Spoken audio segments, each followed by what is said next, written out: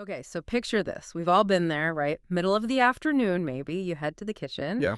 go to the fridge looking for, I don't know, a snack, maybe just a moment of peace. The usual fridge stare moment. Exactly.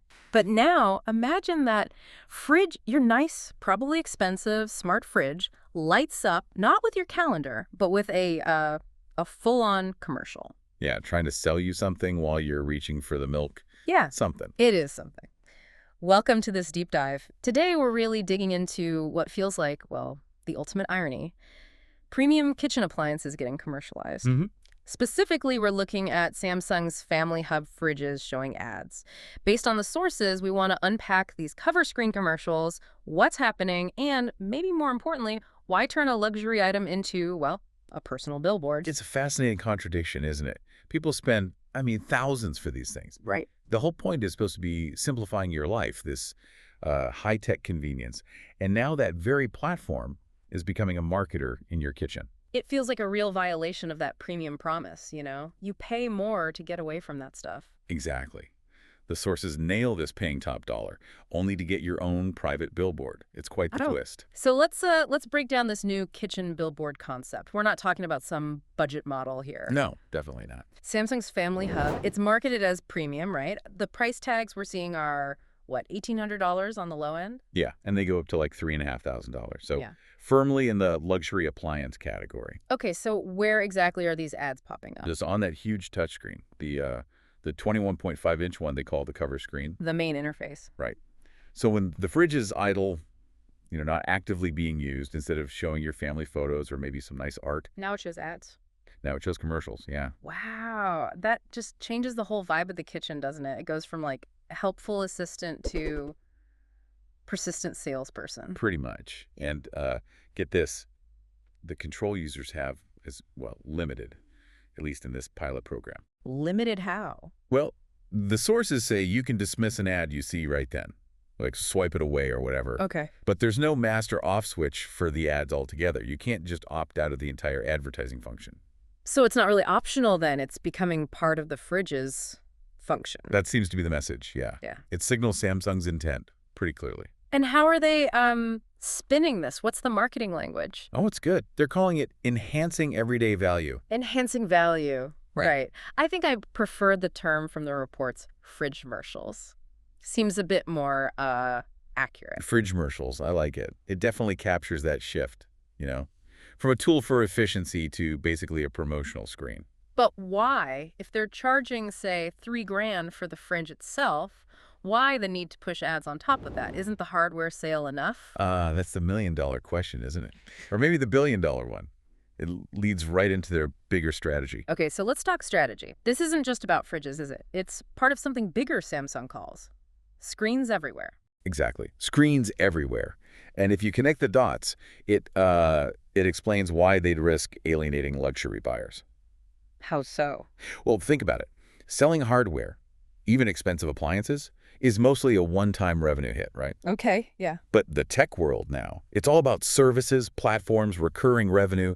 The money isn't just in the box anymore. It's in what the box does over time. So subscriptions, data, advertising. Advertising is a big one. Margins on hardware might be shrinking, or at least the growth is in services.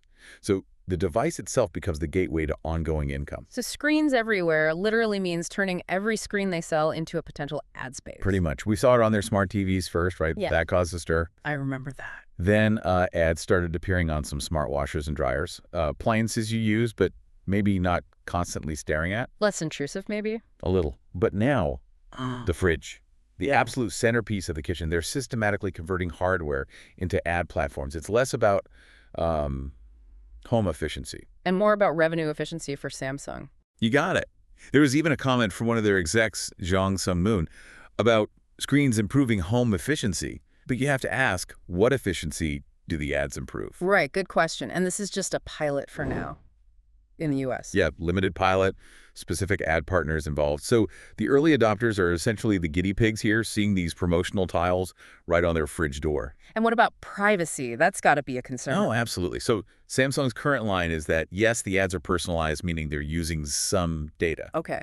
But They claim they won't collect data on how you interact with the ads, like whether you click or dismiss them, but they added a crucial word. Let me guess. Yet. Bingo. Yet. And that little word just fans the flames, doesn't it? Because this fridge, it knows what food you have, what you eat, when you run out. That's incredibly valuable data. Hugely valuable for targeted advertising. It's Mm. basically a direct line into your consumption habits. Okay, that anxiety, that feeling of being watched by your refrigerator, that leads us straight to the backlash, right? The premium frustration. Yeah, that term sums it up perfectly. If you shell out, say, $3,000 for a fridge, you expect a certain seamlessness, an uncluttered experience. You expect luxury means no ads? Exactly. You Yeah. feel like you paid a premium specifically to avoid this kind of noise. So when it shows up anyway, it feels like, well, like you've been cheated. Like you paid for ownership, but got a rental agreement for your own attention span. That's a good way to put it. Mm. And it's not just annoyance. It taps into those deeper privacy worries we just mentioned. If my fridge is tracking my groceries to sell me stuff, that's a whole new level of intrusion into, domestic life. Definitely.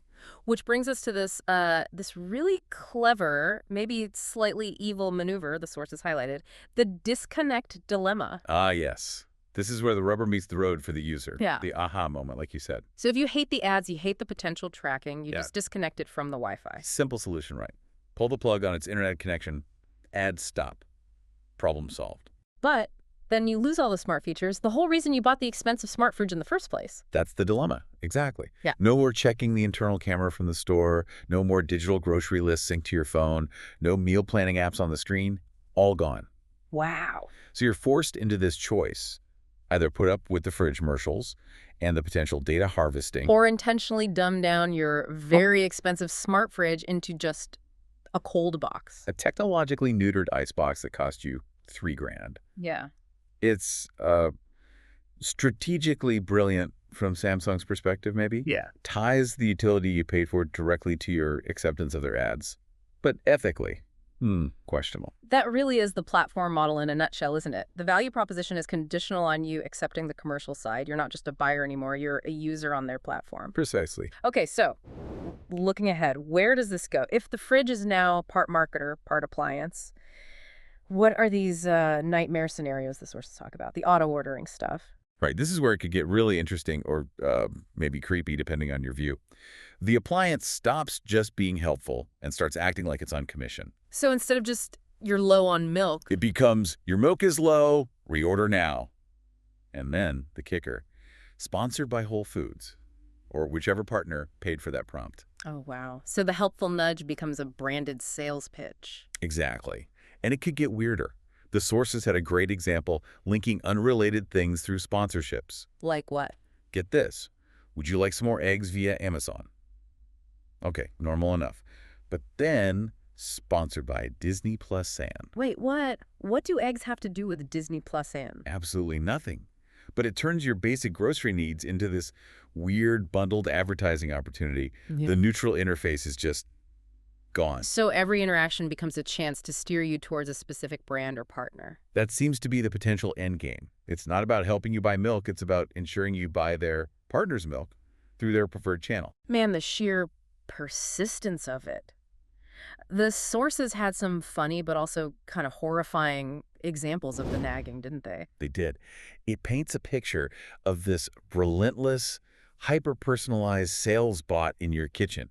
Imagine the fridge using its cameras or whatever, Yeah. nagging you like, hey, you forgot the kale again.